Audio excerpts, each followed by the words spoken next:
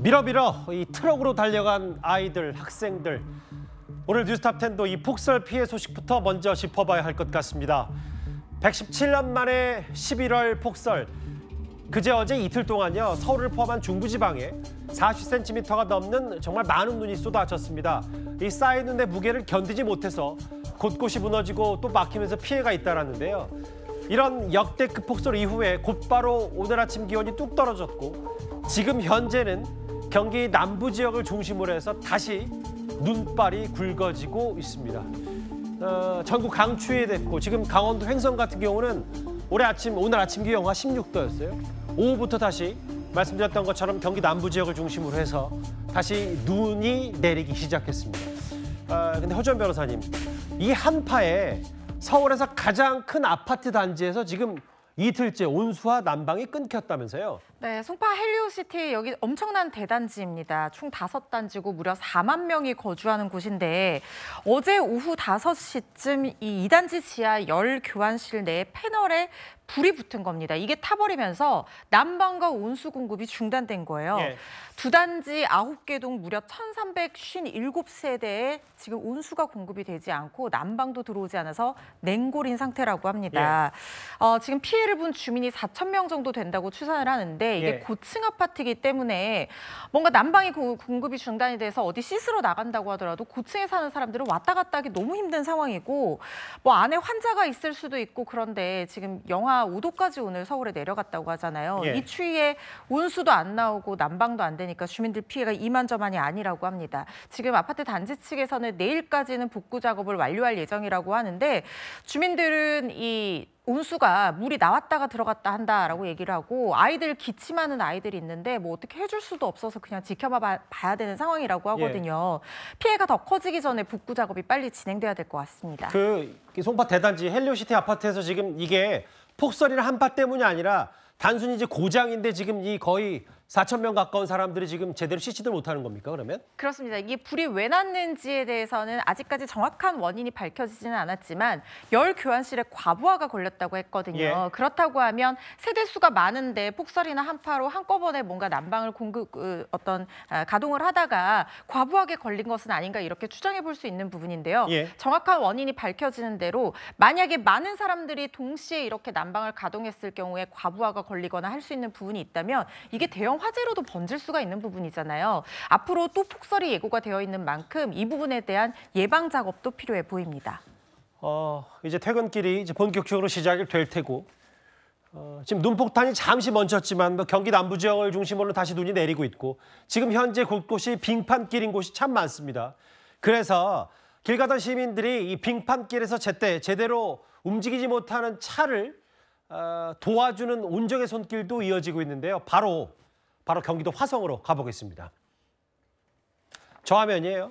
갑자기 저렇게 패딩을 입은 학생들이 막 뛰어가는 이유가 교차로 횡단보도에 멈춰선 트럭이 지금 보면 약간의 경사가 있잖아요. 지금 앞으로 못 나가니까 길을 건너는 학생 한 10여 명이 우르르 달려와서 트럭 뒤에서 밀어줬다.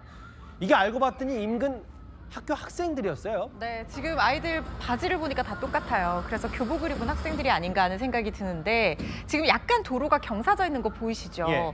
빙판길에 눈이 얼어붙으니까 트럭이 올라가다가 바퀴가 헛돌면서 올라가지 못하고 있는 상황이었던 겁니다. 트럭 운전자가 도움을 요청을 했더니 아이들이 너나 할 것 없이 바로 가서 사실 좀 위험할 수도 있는 상황이거든요. 그런데 저렇게 힘을 합심해서 엑셀을 밟은 상태에서 계속해서 밀어줬다는 거예요. 예. 트럭 운전자도 굉장히 감사했다라고 하고 특히 이 영상이 좋아요 9만 개를 받고 댓글도 4천여 개 달릴 정도로 이 훈훈한 미담이다 이런 얘기들이 나오고 있는데 또 예. 일각에서는 경사로기 때문에 혹시 밀다가 트럭이 뒤로 밀리게 되면 아이들 안전이 걱정된다 이런 얘기도 있었거든요. 맞아요.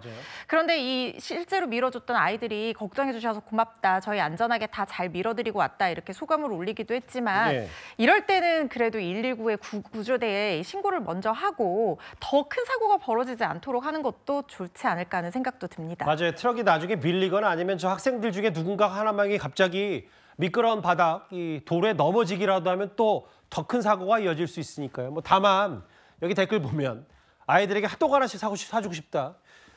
대한민국 미래가 밝다는 여러 댓글들도 있고 이렇게 10여 명이 달려와서 뒤에서 이렇게 영차영차 미는 모습까지 경기도 화성 학생들의 힘으로 일궈냈습니다. 어제 저희가 전해드렸던 소식 중에 하나가 추락 위기의 운전자를 이렇게 맨손으로 45분간 붙잡았던 소방관 소식을 전해드렸었는데요. 오늘 한 라디오 방송에 해당 소방관이 직접 출연해서 당시 상황을 좀 더 구체적으로 설명했습니다. 직접 한번 들어보겠습니다. 처음에 일상의 이 상태를 보고 조급히 했는데 이제 손을 잡고 있을 때는 그런 생각이 전혀 들진 않더라고요. 손 잡는 데만 이제 집중하고 뭐 생각만 했던 것 같습니다. 고생했다고 뭐 다친 데 없냐고 이거부터 물어봤어요. 아 여보 왜 그랬어? 아유 그럴 때는 적당히 해 이러지는 않으셨어요? 네, 가면서 안심을 많이 시켜놨었어요. 자랑스럽고 뭐 용감하고 멋지다 이렇게 얘기를 하더라고요. 참 가족의 힘 얘기를 안 할 수가 없는 게 이현정 의원님. 사실 이분 떨어질 뻔했던 추락할 뻔했던 45분간 버텼던 이 해당 운전자도 손자 사진 보고 버텼다는 얘기를 했었는데 이 박소방교 얘기도 아이가 저렇게 끝난 이후에 아빠 자랑스럽다 장하다 이런 얘기를 했을 때 참 많이 뿌듯했던 것 같아요. 박준현 소방교입니다. 예. 우리가 이제 직업 정신이라는 게 있잖아요. 저희도 뭐 기자하고 또 여러 가지 뭐 직업을 가지신 분들이 이제 직업 정신이라는 게 있는데 특히 119 구조대 같은 경우는 정말 다른 사람의 목숨을 구하는 거 아니겠습니까? 저분들이야말로 자신보다는 우선 남을 먼저 생각하고 구조 현장에 가서는 사실은 먼저 뛰어들어서 이렇게 구조 활동을 하시는 분들이잖아요. 참 저는 이 그 박준현 소방교를 보면서 정말 이분이야말로 본인의 직업 정신에 정말 투철하다는 생각이 많이 들었어요. 왜냐하면 이 손으로 어떤 사람을 잡고 있다는 게 이 근육도 늘어나고 굉장히 힘듭니다. 사실 정상적인 이성장기 상태에서 저렇게 오랫동안 잡는다는 거는 저는 거의 불가능하다고 보거든요. 사실 5분, 10분도 쉽지 않습니다. 그렇습니다. 이게 뭐 특히 이제 평소에 어떤 이 근력이나 이런 게 이제 있으면 모르겠는데 특히 이제 이 박소방교 같은 경우는 정말 오로지 그 생각만 했다는 거 아니겠습니까? 이분을 구해야 되겠다는 그 생각만을 가지고 끝까지 버텼다는 거죠. 그러니까 거의 이제 아마 이 당시 구조된 분 같은 경우는 점점 의식이 희미해지고 말도 좀 잘 소통이 안 되고 이런 어떤 굉장히 어떤 위급한 상황이었던 것 같습니다. 저 손만 놓으면 사실 이제 이 추락해서 사고가 날 뻔한 그런 상황이었거든요. 자, 그 절체절명의 상황에서 자신이 119 구조대라는 그 사명 오로지 그 하나로 이제 끝까지 버텨놨고 본인이 아픈 줄도 몰랐대요. 끝나고 나니까 이제 갑자기 이게 근육이 굳고 손이 아파오더라는 거죠. 그때만큼은 정말 훌륭한 직업 정신을 발휘한 것 같습니다. 아버지가 자랑스럽던데 충분히 자랑스러워할 만한 박준현 소방교의 얘기 오늘 또 다른 인터뷰 내용도 한번 소개를 해드렸습니다. 어제는 저희가 전직 스키 선수 출신이 스키로 애들 가르치러 체육교사 이제 출근하는 모습이 화제였다는 소식을 전해드렸는데 오늘 SNS에서는 이 사진 한 장이 뜨거웠습니다. 국민대 캠퍼스 내 벤치에 눈사람을 피에타상으로 만든 사람이 있는데요. 바로 미켈란젤로의 결작 피에타상이 갑자기 캠퍼스 안에 등장한 겁니다. 이거 뭐 보통 퀄리티가 아닌 것 같은데 저희 채널이 제작진이 해당 조각상을 만든 학생과 직접 인터뷰를 했습니다. 한번 들어보겠습니다. 수요일 날 아침에 새벽에 깨서 오늘 눈 되게 많이 내렸다 싶어가지고 어차피 늦게 가면 학교 늦겠다 싶어서 1교시였거든요. 2시간 일찍 가서 빠르게 만들고 마무리하고 갔던 것 같아요. 조각상 안에서 제일 유명한 게 미켈란젤로 피에타라고 생각을 하거든요. 그리고 2년 전쯤에 봤어요. 실제로 봤는데 그게 기억에 많이 남아서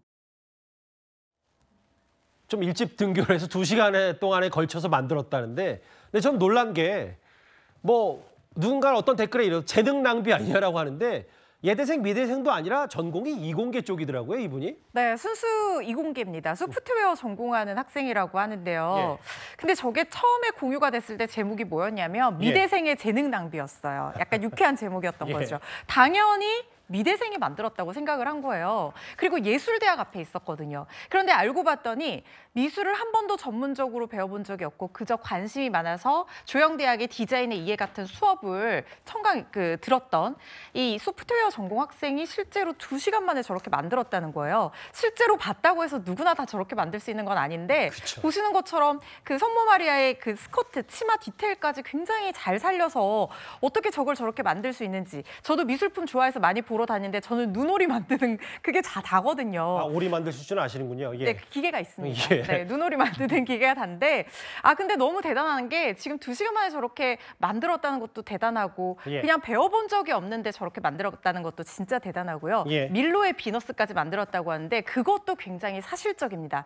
진짜 타고난 재능이 아닐까 싶어서 예술대학 관계자분들이 보시면 특별 전형으로 좀 데려가고 싶지 않을까 이런 욕심이 들기도 할 것 같다라는 생각이 들 정도인데요. 이게 우리나라에서만 화제가 된 게 아니고 베트남 매거진에서 주목을 받기도 했었습니다. 정말 대단하다라고 하면서 소개가 되기도 했거든요. 정교함과 디테일에 감탄했다는 베트남 매체 보도가 나왔네요. 그러니까요. 저 눈 녹으면은 전 너무 아까울 것 같아요. 그리고 또 제가 SNS에서 본 재미있었던 거 뭐냐면 국립현대미술관에서 SNS에 뭘 올렸냐면요. 예. 누군가가 모아이 석상을 현대미술관 마당에 저렇게 만들고 갔는데 너무 잘 만들어서 도록 선물해주고 싶다, 찾는다라고 하면서 또 올라온 글들도 있었거든요. 이렇게 폭설 상황이지만 그래도 비교적 또 자기 재능을 살려서 유쾌하게 즐기는 모습들도 보기 좋아 보입니다. SNS를 뜨겁게 달군 이번 폭설로 인한 여러 화제거리들을 만나봤다면 다시 정말 중요한 본론, 피해 상황, 복구 상황을 짚어보겠습니다. 연이틀에 꽤 많은 눈이 내리면서 곳곳에 지금 피해 복구 작업도 이루어지고 있는데요. 시민들 목소리 듣고 와서 관련 얘기를 다시 한번 짚어보겠습니다. 그날 벌어서 먹고 쓰고 살아야 되는데 이렇게 문을 그냥 딱 닫고 나니까 언제 문을 열 수 있을까 그러고 그냥 깜깜한 거지 눈앞이. 출근을 어떻게 해야 되나. 뿐만 아니어도 다른 분들이 상당히 불편 겪었을 거예요. 이미 앞에서 사고가 나고 차도 돌고 있고 그러더라고요. 그래서 이제 저도 충분히 속도를 줄이려고 했는데 40중 추돌 사고, 10중 추돌 사고가 고속도로에서 지금 연이틀 벌어졌고 사고가 났고 지금 일반 시민들 정전과 운수가 끊긴 지역도 있고 도로 상황도 좋지가 않은데 특히 이번에 허주연 변호사님 이게 폭설 물론 예보가 돼 있습니다만 기상청 예보보다 2배 넘게 큰 눈이 내렸기 때문에 대비가 잘 된 곳과 안 된 곳이 있는데 이번에 확실히 이제 열선이 깔린 도로 자체가 많이 그 폭설에 대비가 됐다. 근데 이게 워낙 비용이 많이 들어서 그러는데 전반적인 근본적인 개선이 필요하다는 목소리가 좀 많긴 많더라고요. 서울시에서는 10년 전부터 저걸 설치하기 시작했어요. 그러니까 도로 밑에 케이블을 매설해서 열을 주는 겁니다. 폭설이 예보되면 미리 틀어놓기도 하거든요. 그러면은 제설 작업도 쉬워지고 쌓인 눈은 빨리빨리 녹기 때문에 도로에 어떤 발생할 수 있는 빙판길 사고 위험을 현저히 줄여준다는 거죠. 이게 염화칼슘 같은 경우에는 차량이나 교량이나 시설들을 부식시킬 위험도 있고 그러니까 환경적인 어떤 문제도 있는데 지금 열선 같은 경우에는 친환경인데다가 굉장히 효과도 좋아서 각광을 받고 있긴 하지만 문제는 말씀하신 것처럼 비용입니다. 설치할 때 비용이요. 1m 까는데 100에서 140만 원 정도 든다는 거예요. 그럼 특정 구역에 깔아야 되는데 이게 하나만 까는 게 아니라 여러 개를 깔아야 되거든요. 그러면은 1억은 우습게 넘어간다는 겁니다. 그리고 나서 설치하고 난 이후에 관리 비용도 문제입니다. 열선을 돌리는 건 결국 전기거든요. 눈이 많이 오지 않으면 500만 원 정도 전기세가 나온다고 하고 눈이 많이 오면은 2~3배, 몇 천만 원은 훌쩍 넘어가는 전기세가 나오기도 한다고 해요. 그리고 유지하고 복구하는 데 비용도 만만치가 않다고 합니다. 도로가 파이면은 열선도 같이 파손되기도 하고 그리고 연말에 도로 유지 보수 공사하다가 이 열선을 건드려서 망가뜨리는 경우도 있다는 거예요. 그런 식의 비용 문제 때문에 지금 좀 안타깝다, 이게 단점이 있다 이런 얘기들이 나오고 있는데 그렇다고 하더라도 이 사고의 발생의 위험을 줄여준다는 측면에서는 상당히 효과가 있어서 경기도에서 한 50개 정도 깔고 더 깔 계획이라고 하는데요. 특정 구간, 비탈길이나 터널 출입구라든가 빙판길 사고가 잦은 구간에 조금만이라도 까는 것이 좀 어떨까 하는 생각도 듭니다. 알겠습니다.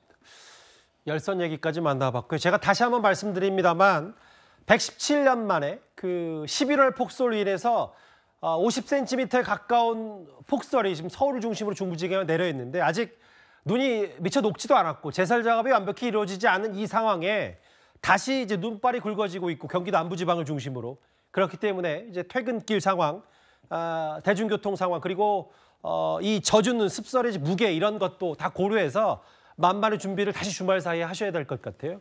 첫 번째 이슈는 폭설 관련 속보성 얘기들이었습니다.